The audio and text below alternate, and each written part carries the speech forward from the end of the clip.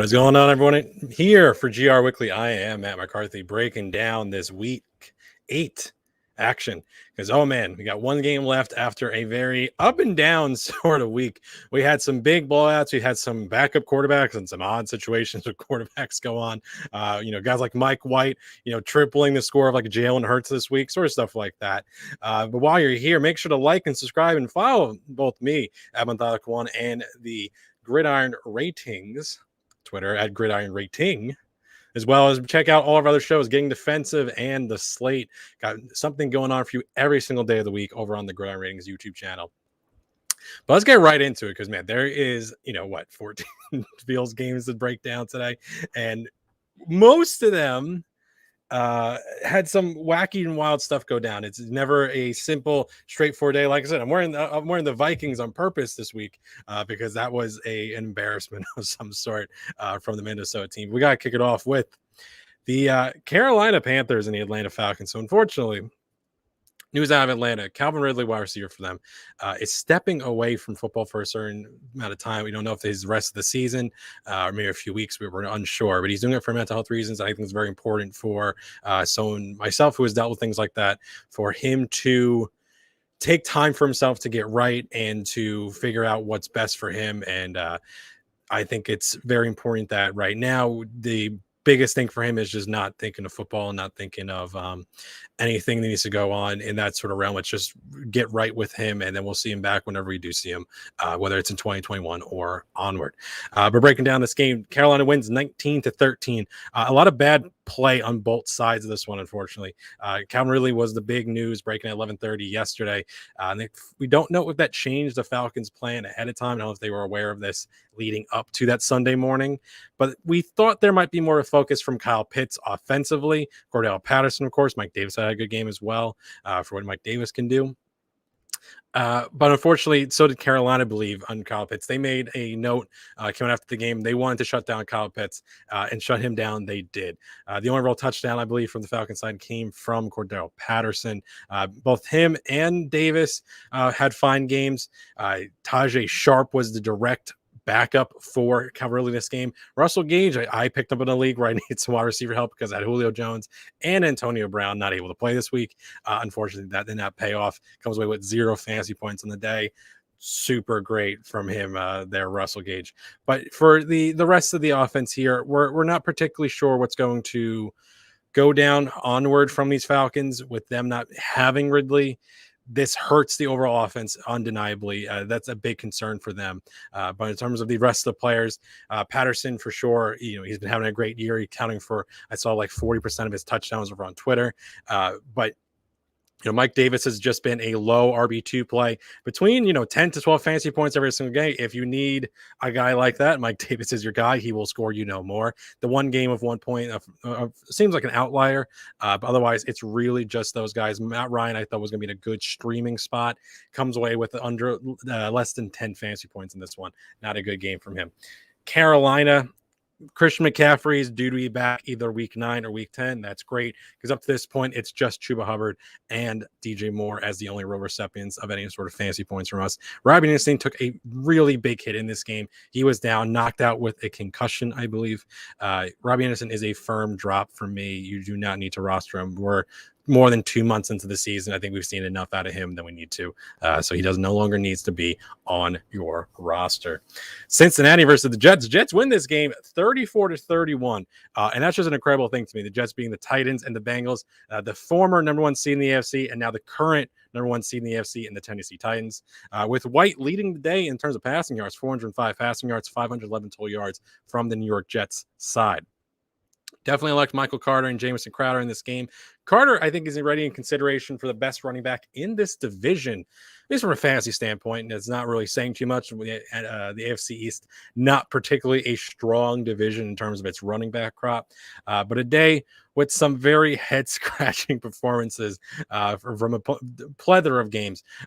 Good Jets performances for sure in a game that went to be one of the highest totals on the day when it's all said and done.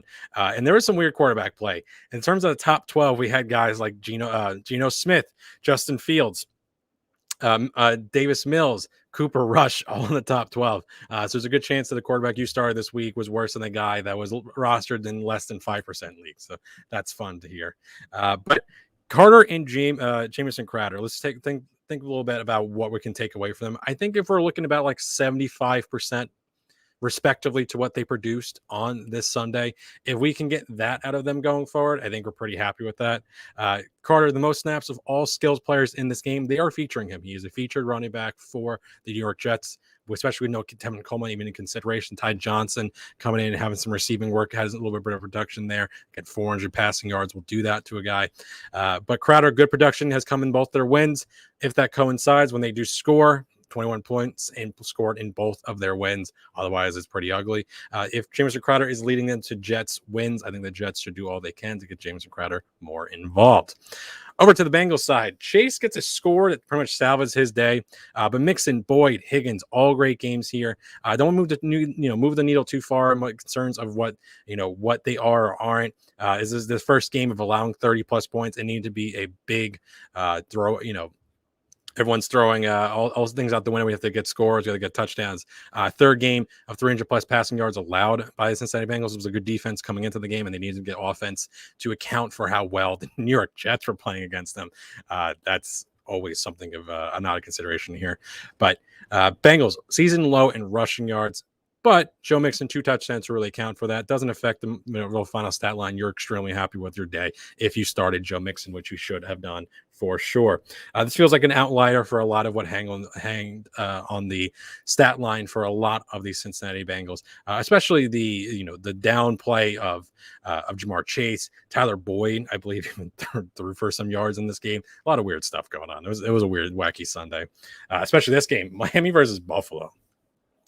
Buffalo wins this one 26-11. Miami struggles all made sense. I was not in on this team whatsoever, but Buffalo has just been beating up on opposing teams, all besides the Tennessee game in week 6. Coming out of the bye, Buffalo has yet to allow 400 total yards in any game. No games of 300 passing yards allowed, and only one game of 24 plus points. That was against the Tennessee Titans. This remains an absolutely terrible matchup for opposing offenses. So you've got the Jacksonville Jaguars, New York Jets, and the Indianapolis Colts coming up. We're pretty low on all things considered on these Miami Dolphins going into the week, but this was now for sure a spot that we're still considering the Buffalo Bills an elite defense, and we're not looking to them to be any sort of streaming sort of spot for opposing offenses or being comfortable playing any sort of real favorable starter, especially in these games. The Jacksonville Jaguars possibly losing James Robinson for next week. Got to keep a real eye on that one. But the Jets and the Colts, we've had a little bit of situations going on where their offenses have really been playing up and down in terms of random spots here outside of, I think, the running backs. The receiving work is a little bit different in those regards there. But for the remainder of this game, the Buffalo Bills, Cole Beasley, the big game on the receiving side, the one that we had the least considerations of. I ranked him lowest. Most of the expert rankers over on fantasypros.com, where you can find my rankings, had him as the least likely of the big receiving trio to have the good game. Neither running backs do well. Zach Moss does come with 7 targets in this game, which is going to really inflate his value. The leading rusher for Buffalo remains Josh Allen, and remaining who we consider week to week to be the guy that you're going to really see most of the rushing production come out of him. Top 5 rusher at quarterback this year, just really kind of remaining behind guys like Jalen Hurts and the always Lamar Jackson. Moving on to San Francisco versus Chicago. San Francisco wins 33-22. San Francisco may win the game here, but it really comes off the another just game-breaking performance from Deebo Samuel. He's had like 3 weeks on the year right now where he's getting these 70-plus yard touchdowns. They're really leading to just having a real runaway sort of work with your receiving group led by Samuel, because it's just kind of crazy what he did, and Elijah Mitchell. Those $100 fab people really have a good day here. Does not get any receiving work, but Elijah Mitchell does come out of this game with a little bit of the bruised ribs, and Jeff Wilson possibly of being activated out of his IR his PUP designation going into week 9. Also looking to see if George Kittle returned. Let's see how that really affects both Samuel and Mitchell going forward, getting some more weapons for the San Francisco 49ers. But we got to talk about Justin Fields and the Chicago side, because this was the big story for, I think, in terms of just having some sort of hope. Under 200 passing yards is what it is. That's Justin Fields. But 4 sacks, 3 straight games of that. But 100 yards rushing. Maneuverability we saw of him. There was a play where he going to the right, nothing available, cuts it back to the left, gets into the end zone. That's the sort of stuff we want to see. We want to see getting work with his legs and being a maneuverable quarterback who can, do things that Lamar Jackson does, do things that Kyler Murray does. That's what we want. We don't have, a pocket present sort of guy in Justin Fields. We have a dynamic quarterback who needs to be used to his fullest. And Matt Nagy, if his key card is working today, I think that's a silly, silly thing. Fields is going to be raw. He's going to be raw this year, and his offense isn't clicking. We know this. We're not getting good performances out of Allen Robinson. We're not getting stellar performance out of Darnell Mooney. David Montgomery is out for this running back group. But there is hope that if they're going to be using him in the more transition sort of style where they're getting him out in space and running around and doing things with his legs and getting opposing defenses, on the back foot, that's important because he's not going to get his yards per attempt, to anything crazy. This is his second best game, barely over 6.5 yards. But 35 or more rushing yards in the last 3, that's what we want him doing. So Matt Nagy needs to not be involved with him because it's very understandable that his best offensive game comes when Matt Nagy, out with COVID, isn't around anywhere near a clipboard or a mic to be calling plays for Justin Fields. Pittsburgh versus Cleveland. Pittsburgh wins 15-10. Not much to take away from a game that has such a low scoring total on it. But Deontay Johnson and Najee Harris just the absolute lead options in Pittsburgh. There's no doubt about that. But Pat Freiermuth, we got to talk a little bit about him. We talked about him in the preview as a fill-in sort of tight end, and he might be a fill-in sort of tight end for your rosters going forward. Outside of, the top 5, which you're always going to be starting, 6 through whatever, I think is such a toss-up. We saw guys chasing the CJ Uzomah week.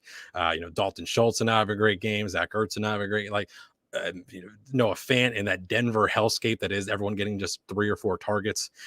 We're looking at a tight end that if he's going to see 7 targets back-to-back games and they continue to try and feature him as, the 3rd or 4th option in this offense, that's something we need to look at. Ran around on 80% of the passing plays he was on the field for. Outsnapped Eric Ebron in all but 1 game this season. Something to take really note of on these low tight end 1s or tight end 2 considerations, because really tight end is just so bad that if we have any sort of spot where they can be seeing good sort of target work, well, that's something we need to really look at.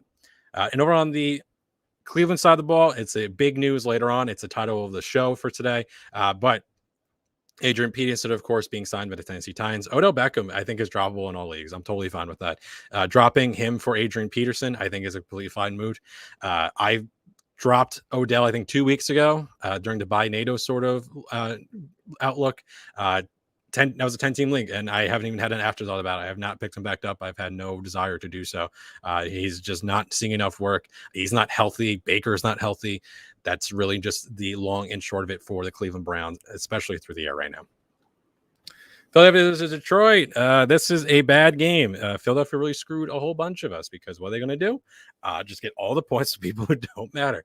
But Philadelphia wins 44-6. And in that 44 points, nobody of any real consequence had any real points in this one on really either side of this game. But 12 carries each for Gainwell, Howard, and Scott. Howard and Scott, of course, scoring twice because why not? Goddard accounts for 72 of the 103 passing yards that Jalen Hurts has, adds 71 on the ground. Great. Love it. But Hurts finishes with like around 10, 11 fantasy points on the day.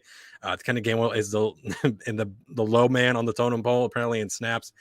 Just don't start Philadelphia Eagles running back because this can completely change next week. I don't want to really put any sort of stock into it for my personal matter. And this game was dumb and bad.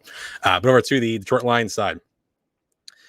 Swift ends up stinking this one, but TJ Hawkinson near 33% target share. Great. 10 receptions, which was a career high for him. The tight end 2 roster debate because it was out of the main 5. We got Kelsey going in, about an hour. And we got Waller and Andrews on bye. So with Hawkinson and Pitts. Well, Pitts falters big time. Was a big, like I said, big focal point of the Carolina defense on that one. But Hawkinson, big game here. The debate goes on and on as it's good for Hawkinson. All still remain good options between the 4 of Waller, Hawkinson, Andrews, and Pitts. Like who you like, hate who you hate from that group. They're all going to be very good tight ends. They're all going to have interchangeable weeks. They can have bad weeks. They can have great weeks. And I think the tight end 2 overall rest of the season debate is really dumb. That's just me.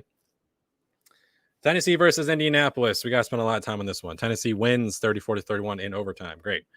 But Tennessee kind of loses the day because it's going to be a 6 to 10 week injury for Derrick Henry. Now we are going to be entering into week 9. Tennessee is probably going to win this division, which means Derrick Henry will be back possibly week 14. Possibly. I don't know about that. Because this Jones injury that he's got in his foot, I don't like that the fact that he can come back this year, considering that there seemed to be a season-ending injury, and they're like, maybe towards the end, towards the playoff push. So for right now, you're going to put him on your IR spot, and you're going to leave him there, and that's all you're going to do with it, because we got to talk about the rest of the Tennessee Titans. Adrian Peterson has been signed. He and Jeremy McNichols will split the running back role because Darrington Evans was put on IR for the second time this year, which rules him out for the rest of the season. Peterson is going to be 36. That's old. And nothing that we really expect anywhere close to Derrick Henry, because this becomes 2 players. Jeremy McNichols will handling the passing role, whatever that may be, because even though Derrick Henry was seeing a good amount of receptions, it's not anything we're looking at. It's not an Austin Eckler, and it's not a Alvin Kamara type player. McNichols, whatever he's going to do in passing role situation, he's going to be doing that, because we don't expect Peterson to be out there that much unless they really want to run Adrian Peterson into the ground at age 36. I just don't expect that to happen. But Henry was 25% of this team overall scoring. He made them a number 1 seed. He carried this whole division, because this division sucks.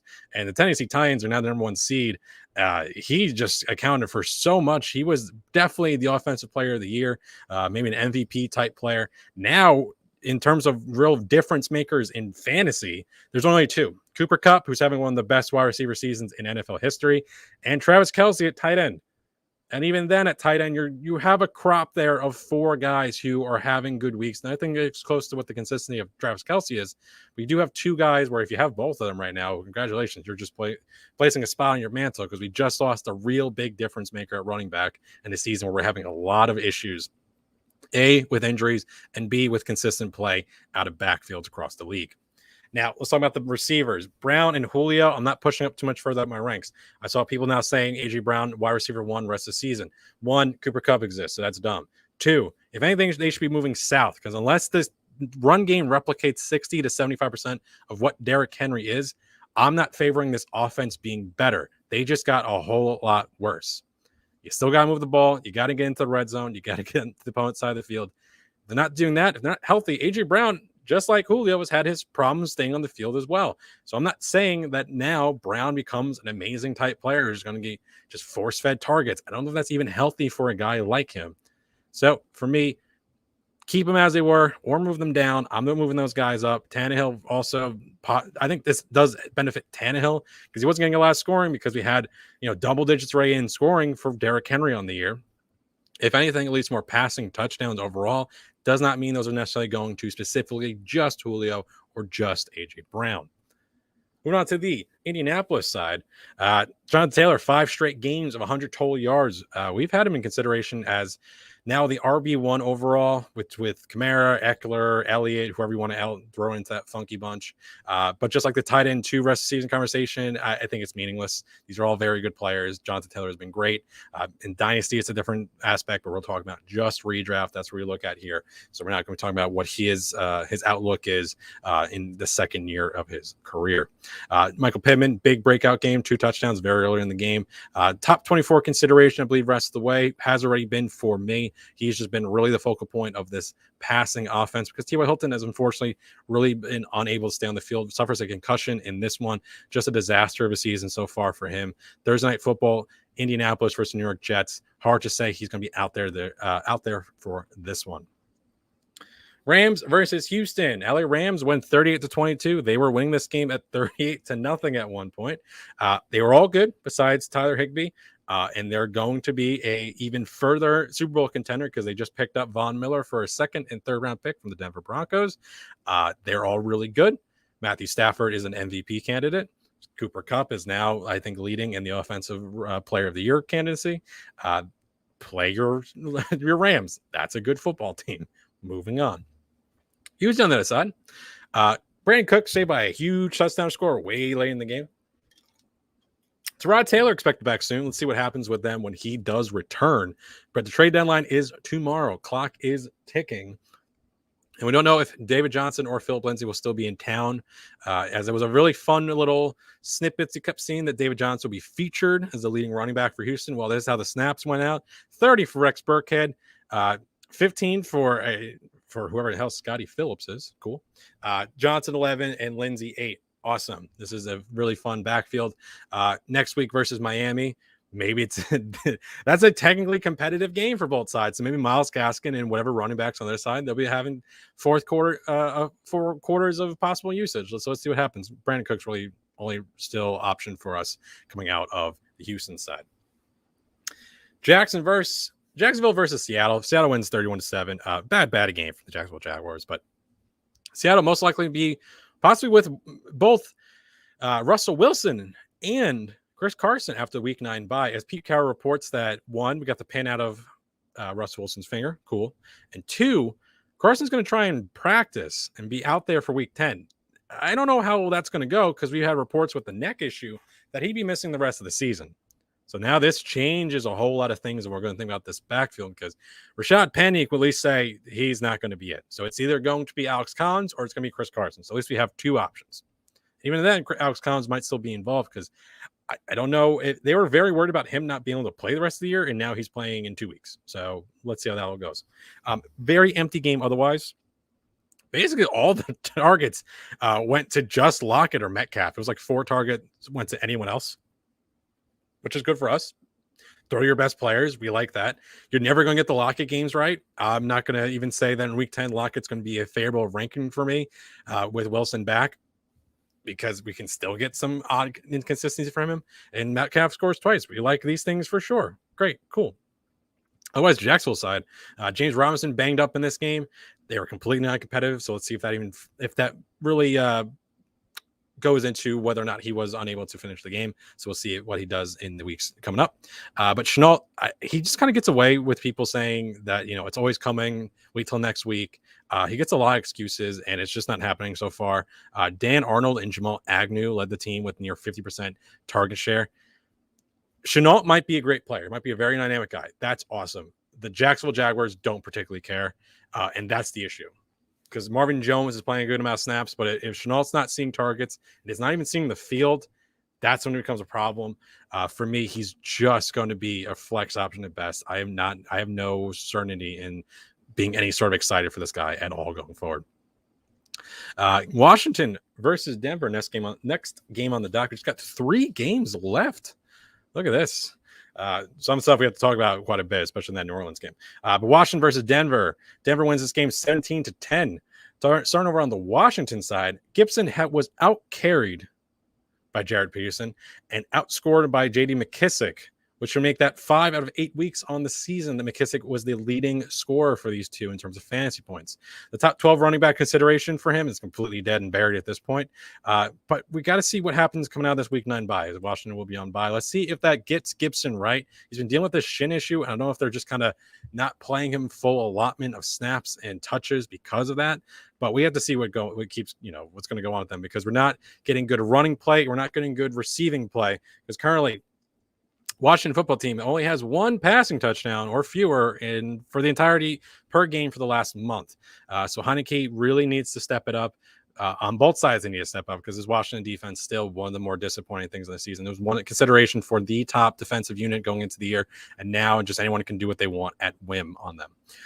Over to Denver, after almost blowing the game with a near Javonte Williams fumble, Melvin Gordon follows it up 2 plays later with a fumble of his own to give the ball back to the Washington football team to do nothing with it, basically. They don't need to be that much alike. They really don't. But the fear I had was that we're going to be not able to have anyone stand out from each other in a very congested passing game for Denver, and that's exactly what we got. Every player who saw a target in this game saw no less than 3 and no more than 4. It is a complete hellscape. They're really leading to a very balanced team in both the running and passing game, which works well for them from a football standpoint. They're still, I guess, trying not to really go anywhere. They're going to trade off Javon Miller right here at the deadline for 2 picks, which I guess is pretty good for them. But Judy, 70% of snaps on his first game back. Gordon, once again, outsnaps Javonte Williams 57% to 43%. Still my favorite for them, and still I think I'm on my own. A lot of people still want Javonte Williams. I think it's just kind of a little bit of take lock, but where I hook or by crook, Williams, Gordon has been a very good fantasy running back on the season. Let's see if he sticks around, because again, trade deadline is tomorrow in the afternoon.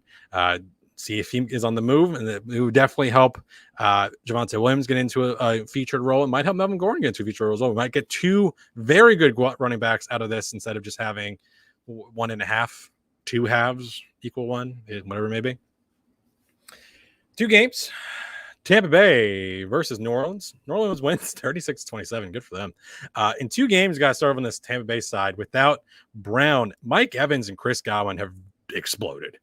Evans, 14 targets, 8 receptions, 124 yards, and 4 scores. Most of that coming last week in Chicago. But Godwin, 23 targets, 16 receptions, 251 yards, and 2 touchdowns. Now we have a week 9 bye here for Tampa Bay, so possibly we do see Antonio Brown return in week 10. Got to see what that really does to this receiving core. That really, it's week to week. We were having guys have it be their week and then they disappear. So let's see what actually goes on after that all sort of plays out. Thanks to see Gio get the score out of this backfield, because we had a tough sort of spot here for both Fournette and Kamara on the other side. Kamara scores, Fournette doesn't, unfortunately. And Rob Gronkowski, to wrap this all up, had to leave this game with the rib issue, and there's really a thought they most likely should not have played in this one, especially with the bye coming up. If there's any further step backs, that might be without him for an extended period of time, even more. And I think that's a real pain in the butt, because he was playing some really good football to lead off this year until he went down with all of the rib and chest issues he had. Over to New Orleans side. This is where we got to take a little minute to talk about Jameis Winston out for the remainder of the season with a torn ACL.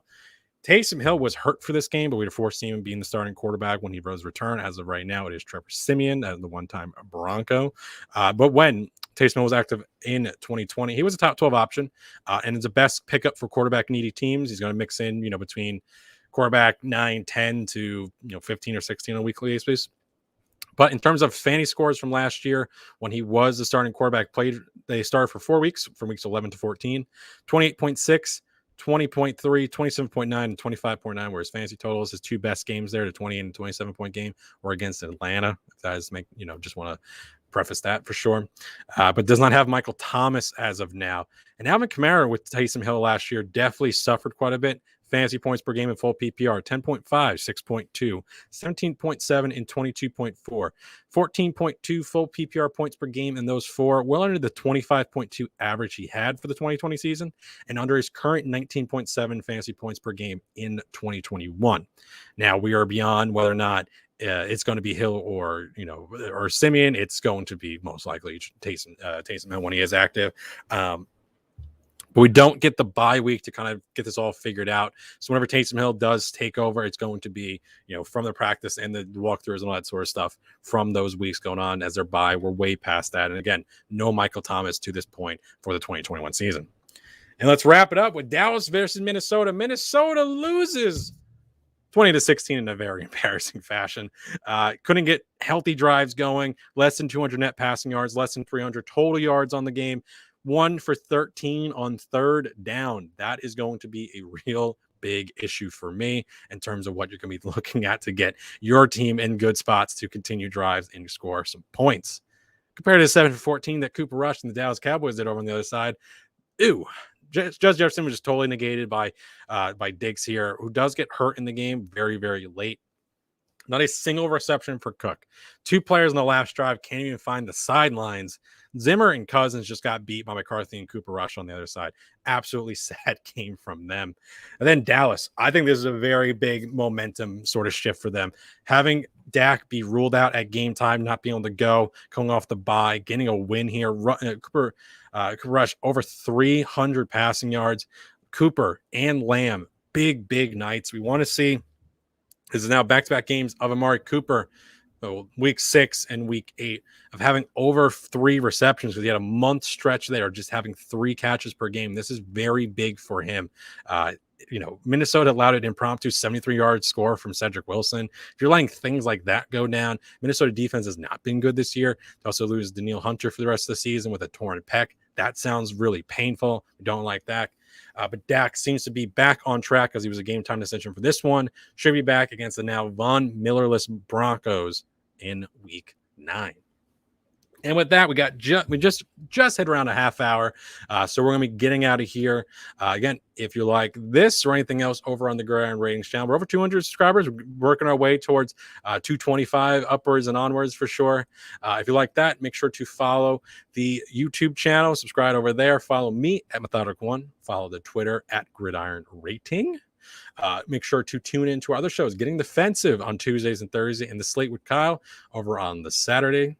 And with that, we're going to be getting out of here. So if it was the first time or last time you spent your time with me, I do always appreciate it. And with that, let's see how this Kansas City versus New York Giants game is going to go. And I'll see you guys on Wednesday to preview all of the Thursday Night Football and 1 p.m. games for this week. Later.